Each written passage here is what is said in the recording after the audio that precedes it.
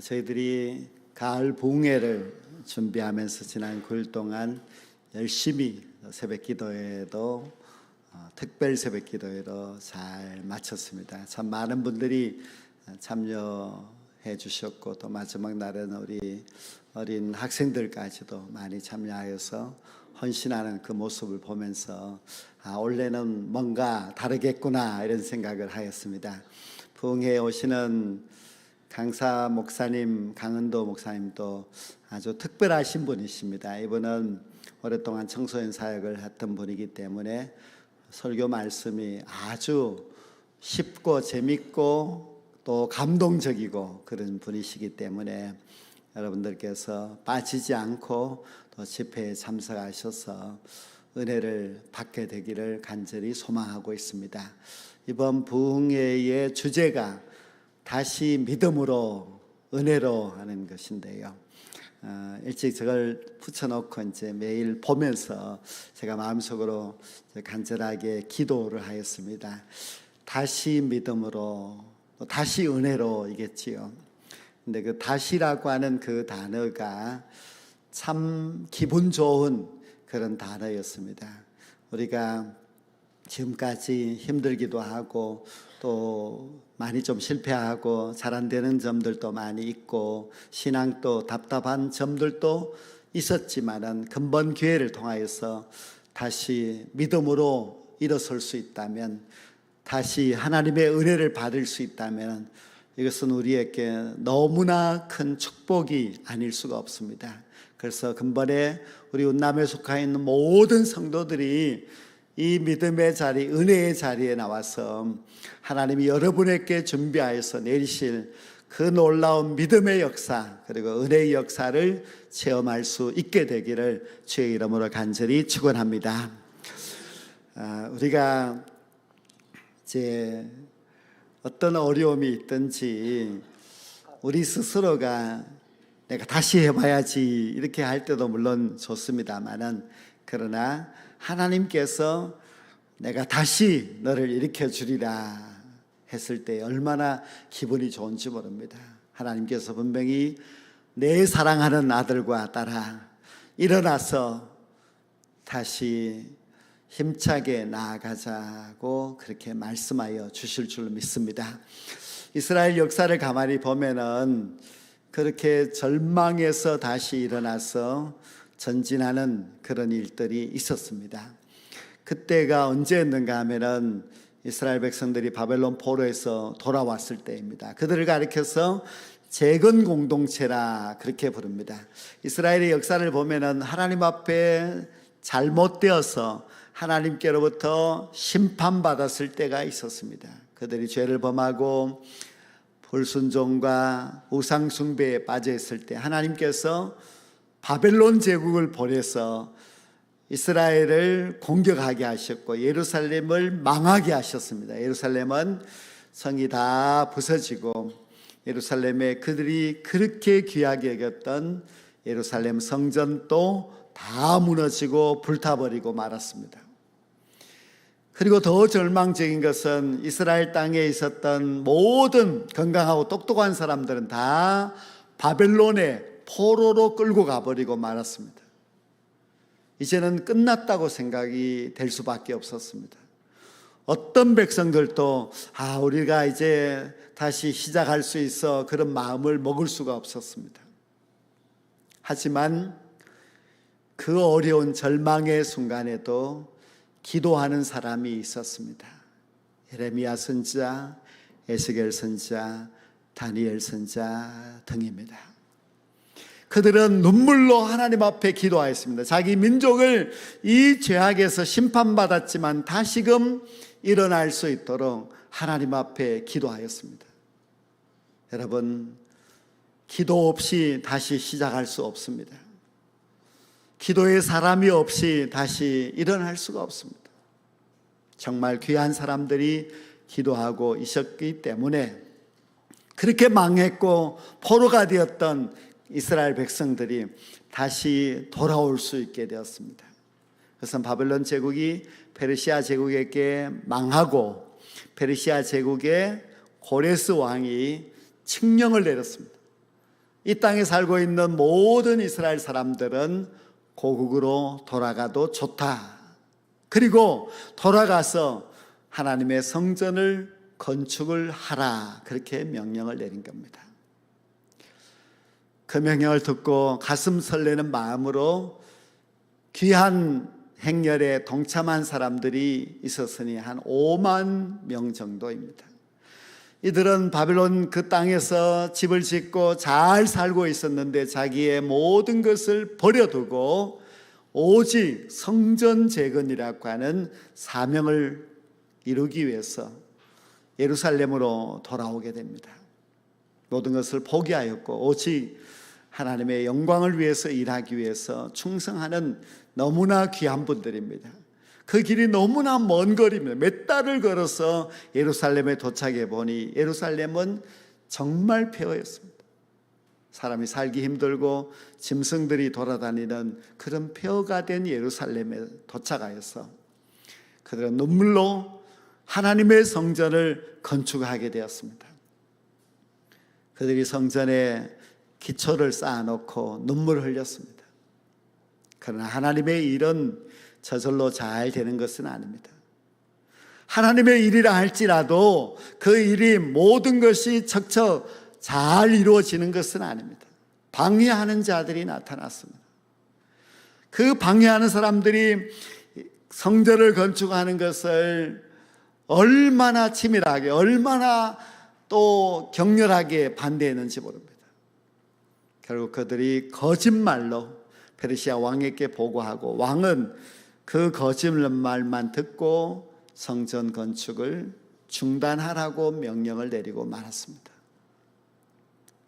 어쩔 수 없이 중단할 수밖에 없었습니다. 그렇게 성전 건축은 기초만 놓고 16년 동안이나 중단되어 있었습니다. 돌아온 백성들은 살기 위하여서 자기 집을 짓고 또 열심히 들어가서 농사를 지으면서 그리고 그것을 팔아서 장사를 하면서 살았지만은 그들의 마음 한곁에는 너무나 어두운 그림자가 있었습니다. 하나님의 성전을 건축하겠다고 왔는데 건축도 하지 못하고 농사를 지었지만 농사도 잘 되지 않습니다. 장사를 해도 도무지 장사도 잘 되지 않습니다. 그래서 늘 슬픔 가운데 살아가고 있는 그때에 하나님의 선지자가 나타났습니다. 그 선지자 이름이 학개입니다. 학개 선지자는 나이가 많은 할아버지인데 그들 백성들을 향하여서 너희들이 열심히 농사 지어도 농사가 잘 안 되는 이유가 무엇인지 모르느냐? 너희들이 열심히 장사를 하여도 소득을 얻지 못하는 그 이유가 무엇인지 정녕 모른단 말이냐?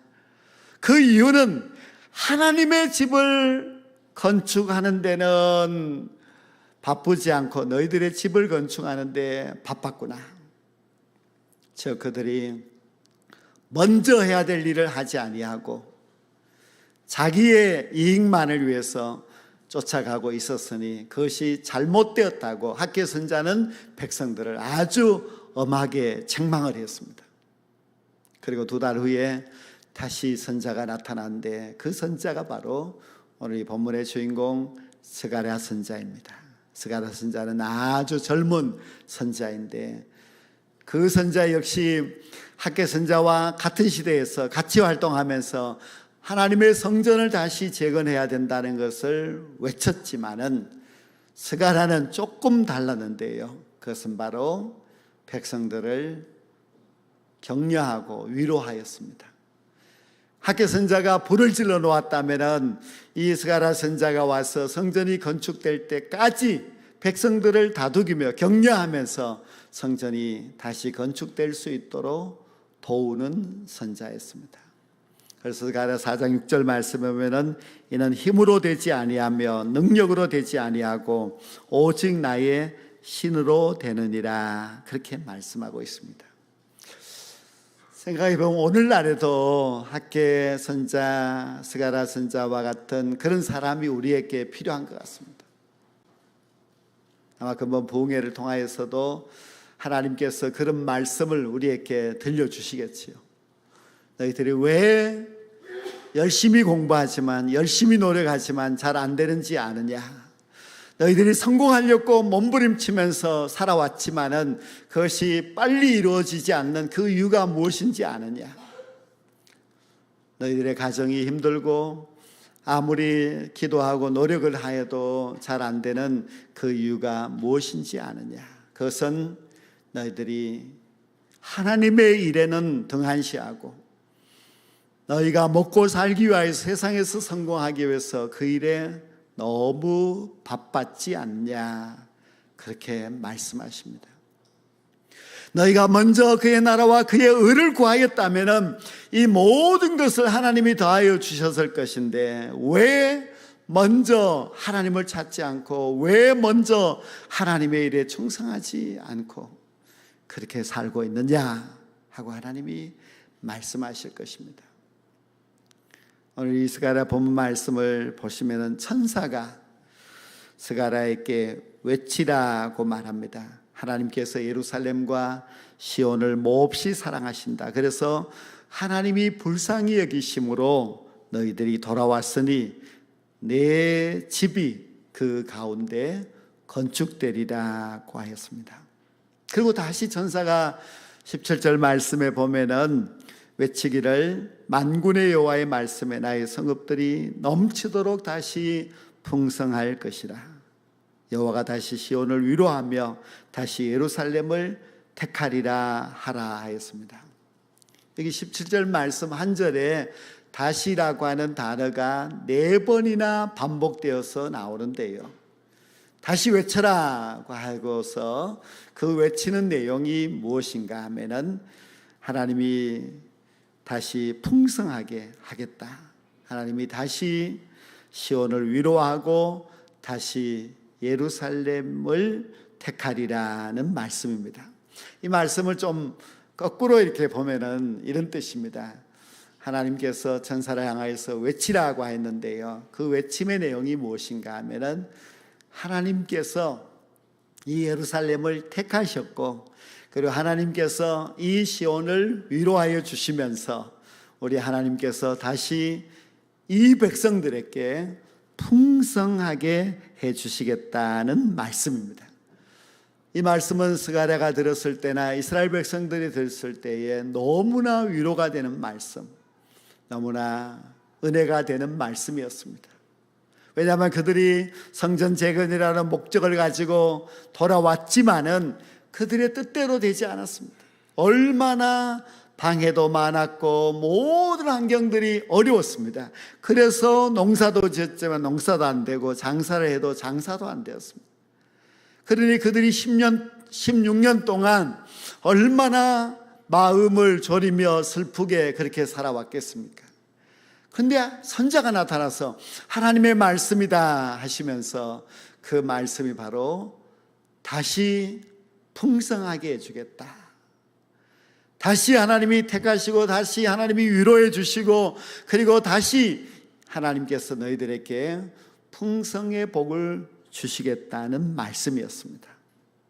학개 선자와 스가랴 선자가 적절한 때에 나타나서 하나님의 분명한 뜻을 가르쳐 주셨기 때문에 이스라엘 백성들은 다시 일어나 용기를 내어서 성전을 재건할 수 있었습니다. 모든 환경은 험하고 어려웠지만은 그러나 그들이 다시 시작할 수 있었던 것은 하나님의 위로가 있었습니다. 하나님의 격려가 있었기 때문에 그들이 어려운 환경 가운데서도 하나님의 성전을 무사히 완공할 수가 있었습니다. 하나님의 다시 주시는 그 위로가 다시 힘을 낼 수 있었고 그리고 성전을 건축하여서 성전 봉헌식을 할 수 있었습니다. 저는 이번 부흥회의 주제가 왜 다시 믿음으로 또 은혜로 그렇게 정하셨을까? 강사 목사님한테 물어보지는 않았습니다. 그런데 강사 목사님은 그래도 운남교회를 생각하면서 제목을 정했겠지요. 그냥 막 정하지는 않았을 것이고 기도하는 중에 운남교회 이 말씀이 정말 필요하겠구나 하는 생각으로 주제를 정하셨을 것입니다. 그래서 저는 저 주제를 가만히 보면서 하나님, 정말 우리 운남교회는 다시 믿음으로 일어서는 것이 필요합니다. 다시 하나님의 은혜가 정말 필요합니다. 우리의 신앙도 가만히 생각해 보면 너무 힘이 빠져 있고, 우리의 살아온 그 모든 삶을 생각해 봐도 너무 지쳐 있고, 하나님 앞에 부족하기 그지없고, 세상 가운데서도 우리가 너무 힘들게 살아가고 있는 이때에 우리 하나님이 우리에게 주셔야 될 것은 믿음입니다. 하나님의 은혜입니다. 하나님이 주시는 믿음이 없이는 우리가 일어설 수 없고, 하나님이 우리에게 은혜를 부어주시지 않으면 우리는 정말 잘 살아갈 수가 없습니다. 마치 이것이 우리에게 주어진 마지막 기회인 것처럼 우리가 애타는 마음으로 하나님, 다시 믿음을 주십시오, 다시 은혜를 부어주십시오, 그렇게 기도할 수 있어야만 합니다. 이 학개 선자와 스가랴 선자는 같은 시대에 성전 재건을 외치는 같은 일을 하는 선지자였지만은, 그러나 두 사람이 조금 다른 점이 있습니다. 학개 선자는 눈에 보이는 건물 예루살렘 성전을 건축하도록 독려한 선지자입니다. 물론 스가랴 선자도 성전을 다시 건축하라고 하는 것을 격려하였지만은, 스가랴 선자의 더 깊은 메시지는 눈에 보이지 않는 마음의 성전을 다시 재건하라는 메시지를 전했습니다. 눈에 보이는 건물도 중요합니다. 그러나 눈에 보이지 않지만은 우리 마음의 성전을 재건하는 것 더욱더 중요합니다. 여러분 생각해 보십시오. 우리 운남교회가 건물도 있고 조직도 다 잘 되어 있습니다. 당회도 있고 재직회도 있고 교사도 있고 찬양대도 있고 모든 봉사자들이 이 교회 안에서 열심히 하고 있습니다. 그러나 교회에 정말 있어야 할 것은 생명력입니다. 생명력이 없으면은 죽은 교회가 될 수밖에 없습니다. 아무리 건물이 예뻐도 그 안에 생명력이 없으면은 그것은 죽은 교회이지 살아있는 교회라고 할 수가 없습니다. 우리 몸으로 비교해 봅시다. 우리 몸에 머리도 있고 눈과 손과 발이 다 있다 할지라도 우리 속에 생명이 없으면은 우리는 죽은 자입니다. 우리 신앙도 마찬가지입니다. 우리가 직분을 가졌고 우리가 어떤 사명을 가지고서 열심히 지금까지 살아왔다 할지라도 우리 안에 예수의 생명이 없으면 우리의 신앙은 침체되어 있는 것이고, 우리 속에 예수의 생명으로 가득하지 않는다면 결국 우리는 죽은 믿음의 사람이 될 수밖에 없습니다. 그래서 왜 스가랴가 마음의 성전을 재건하라고 메시지를 전했겠습니까? 아무리 다시금 예루살렘 성전을 재건하였다 할지라도 그 백성들이 하나님을 향한 사랑도 열심도 하나님을 경외하고자 하는 그 믿음도 그들에게 없다면 건물이 무슨 의미가 있겠습니까? 우리 남교회도 생명력이 너무너무 중요합니다. 이 교회가 역사가 몇 년 되었고 이 교회에 직분자가 몇 명이 있느냐, 그것이 중요한 것이 아니라 살아있는 믿음, 생명력이 있는 하나님의 종들이 이 교회를 얼마나 사랑하고 얼마나 받들어 섬기고 있느냐, 그것이 너무너무 중요합니다. 여러분 한 사람 한 사람도 다 마찬가지입니다. 여러분들에게 정말 지금 있어야 할 것은 여러분 속에 생명력입니다. 그 생명력은 오직 성령이 임해야만 생명력이 넘쳐날 수가 있습니다. 에스겔서 보면 그 마른 뼈들이 다시 살아나서 군대가 된 것은 하나님의 성령이 임하였기 때문입니다. 우리는 세상 가운데서 살면서 지쳐있고 믿는다고 하지만 이름만 가지고 있고 충성되지 못하였던 그런 신앙으로 지금까지 왔다면 근본 부흥회에 통하여서 하나님, 다시 믿음을 주십시오. 다시 은혜를 부어 주십시오. 그래서 내 속에 예수의 성령의 생명이 넘쳐나서 하나님의 종으로 다시금 힘차게 살아가고 싶습니다. 그렇게 기도하셔야만 합니다. 사랑하는 성도 여러분, 우리에게 이 스가랴의 말씀을 통하여서 다시 풍성케 하리라는 그 약속의 말씀이 너무나 기대가 되는 말씀입니다. 근본 부흥성회를 통하여서 우리 하나님께서 우리 운남의 모든 성도들에게 다시 믿음을 부어주셔서 그 믿음으로 다시 일어나서 생명력을 가지고 하나님의 역사를 온전히 이루어갈 수 있는 멋진 교회, 멋진 우리 성도들이 다 될 줄로 믿습니다. 기도드리겠습니다.